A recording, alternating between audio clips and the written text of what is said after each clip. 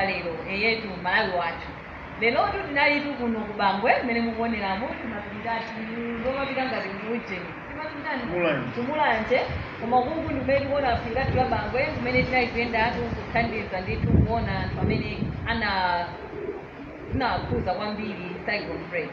Ndipo pano ndi kaya muzi kutokuza nokha udindo wanu ati gulu limeneli ndi Nzika za Bangwe. Komanso pena mwina muli mayiko ena wakunja koma ndinu munthu amene munakulira ku Bangwe kuno kaya munakhalapo ku Bangwe kuno ndinu Nzikatwe ndimene muonere kukhale pamenepo komanso mumve kuti kodi gulu limeneli linayambika bwanji. Ndakulandirani pamalawi wacho. Mwambiri Martha.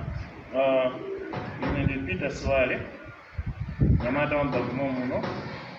Ine okulira kwanga ndakulira pausi pa church patundu panja pamusi ndo pamene ine nabadwira. Zaka zitatu zapitazo titakumana anthu ndikuona Bangwe athu pamene akuchitira taona kuti timasayira kunjira zambiri. Anzathu madera mwina ali ndi mabungwe kapena magulu amene amathandizana zovuta zikachitika kapena zili zonse kaya zovuta zabwino amathandizana. Ndi ife tinakhazikitsa ndithu gulu limene timalitcha kuti Nzika za Bangwe. Kaya cholinga chanu chakugulu kwenikweni chanu patulale kuti munali kugawa thandizo zomwe zachokera kwa anthu osiyanasiyana amene ali Nzika za Bangwe muno kuti muthandizira anthu amene Cyclone Freddy inakuza. Maso ndikubwera kuti kwasalira ambiri kuti afikire. Zonadi cholinga cha guluchi chinali choti tizithandizana monga ndanena kale zonse zabwino izoyipa zomwe zabwino ngati kuti azathu andichikwati tiyathandizire komanso azathu akutsidwa ndi maliro tiyathandizire. Ngati siku la lero mene munamva mene zinachitikira Cyclone Freddy amene wavuta kwambiri dziko la Malawi, Bangwenso nali dera limodzi imene inakhuzidwa. Ndi ife ngati Nzika za Bangwe tinaganiza kuti tipangepo kanthu. Ndiye tinayamba kusonkhesana aliyense kupereka kamene iyeyo angakwanise kuti apereke. Ndiye tilinso ndi anzathu ena amene ali mayiko akunja ngati UK, ku South Africa amene anatithandizanso.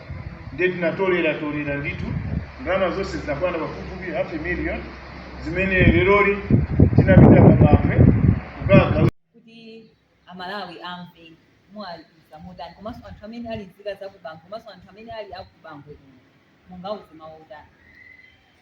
Mawu athu amalawi ndionena kuti tiyeni tisamuke m'mapiri. Chimene tikunena apapa sikuti mvula yabwera lero chaka chamawa sibwera semene koma pazapita kaya zaka ziwiri zitatu izabweranso.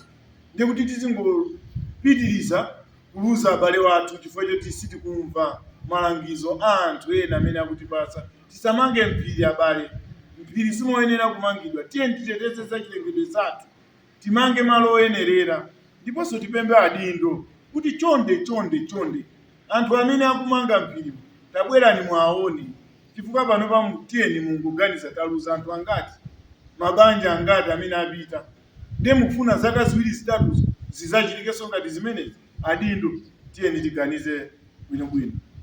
Ndimene tidachezera kuno ku Bangwe tsiku la lero ndi Nzika za Bangwe omwe anali kupereka chithandizo kwa anthu amene anakhuzidwa ndi Cyclone Freddy.